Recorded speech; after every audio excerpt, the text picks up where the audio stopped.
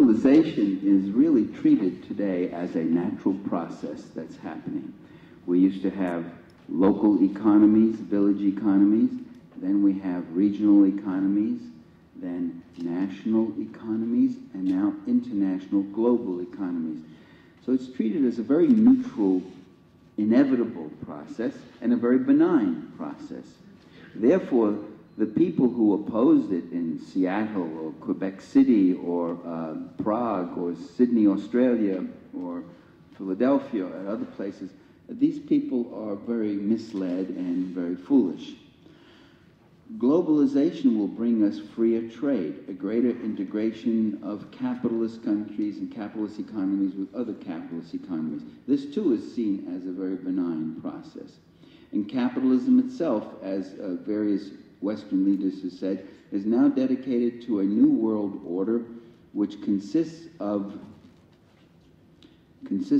building greater prosperity for all.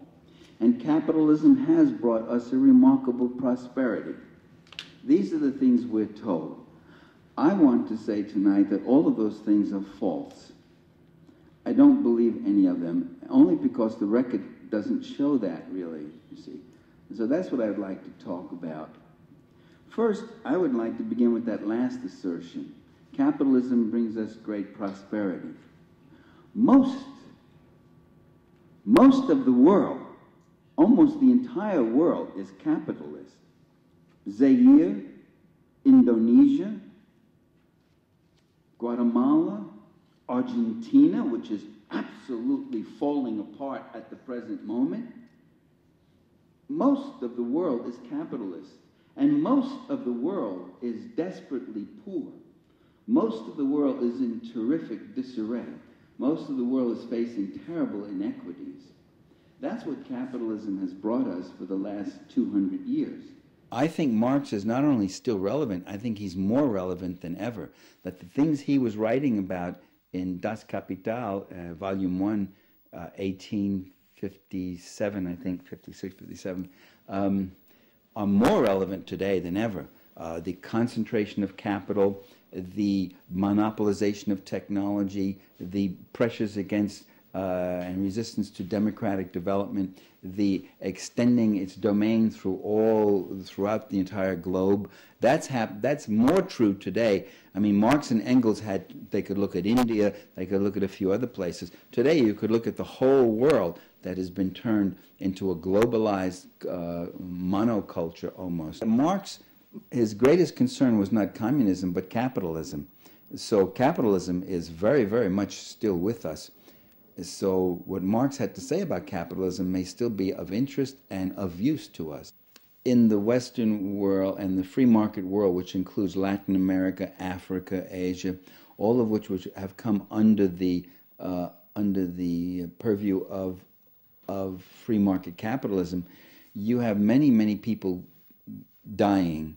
They're not killed by planes going into buildings.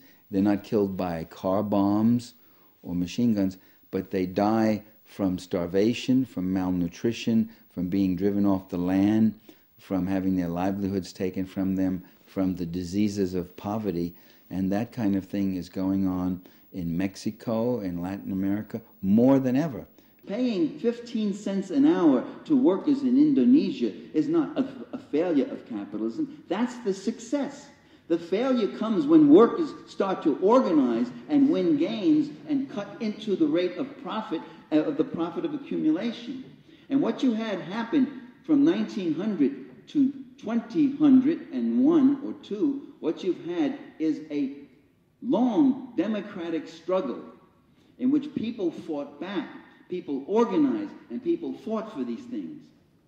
And to say we have this capitalist prosperity and we can thank the capitalists for it is really to turn it around. It was the capitalists who fought against it. They fought against the abolition of child labor.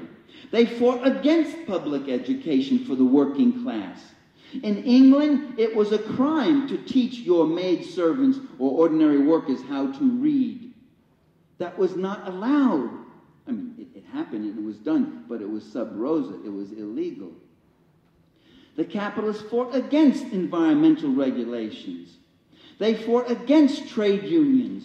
Of course, no one action or one set of actions is going to change the course of history, but history has been made from the bottom up, at least on some occasions, and it's been done by people who had very few resources, very limited resources, but they had that one power, which is the power of themselves, the power to withdraw their empowering responses from those who control them.